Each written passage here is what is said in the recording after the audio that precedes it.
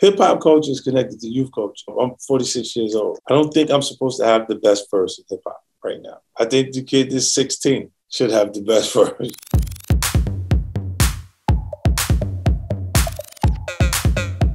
This project was like, it was almost given to me because Courtney Kemp, she was the writer, showrunner for Power. She didn't want anything to do with this one. She was like, here, 50, you do this one, but took the reins on this show. And there's really no holes in the idea.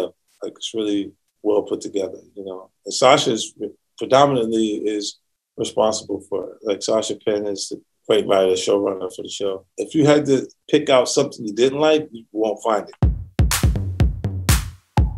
Sasha Penn is the writer, showrunner for Raising Kanan. He was in the original writer's room for Power. So he understood the character on a different level. Me and him sat down in Los Angeles. We talked about different things that I had experienced early on in my life. And there's points that he would go, say that again? Like, and then, you know, he found something. I didn't have any control over where it landed or what parts he used to what he decided to, but I talked to him and we got off to a great start with it. And then the cast came together. Like, we got a bomb squad on it.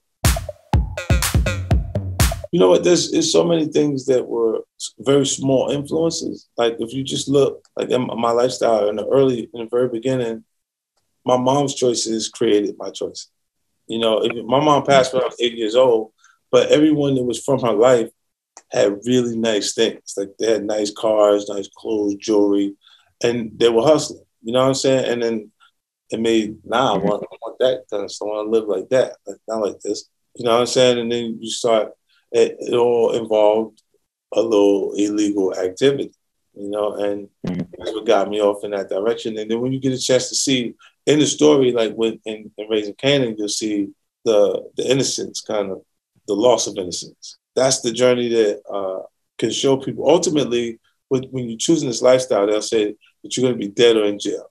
Now, we know how Kanan's shit is. You know what I'm saying? And it's like, wow, I was out. But he, in the process, the things that turned him into that person that we saw in Power, we get a chance to see it throughout Raising Kanan.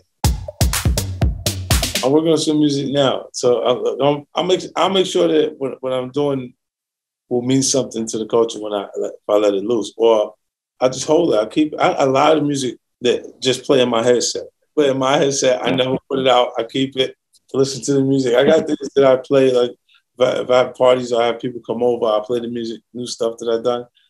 And I like testing. I'm like watching the room when I'm playing. It's kind of like, it shifted. Like, before I would make it and just put it out, and then now I'll make it and I'll play it and watch everybody and see if they respond to it. It's kind of like what Dre used to do to me early on. Like, Dre does that. You become a perfectionist after a while. You know, you want to make it so good that it's undeniable.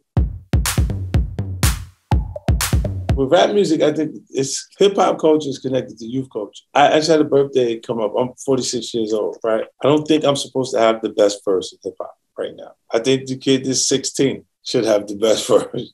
Like, when I see Lil Durks, Pooh Shiesty, these guys, they have that street element, that street vibe connected to their music and stuff like that. And that mirrors some of the stuff that I created early on. And I think that they have to figure out a way away from that element, because if they stay in that pocket, the things that happen to you in the street are going to happen to them.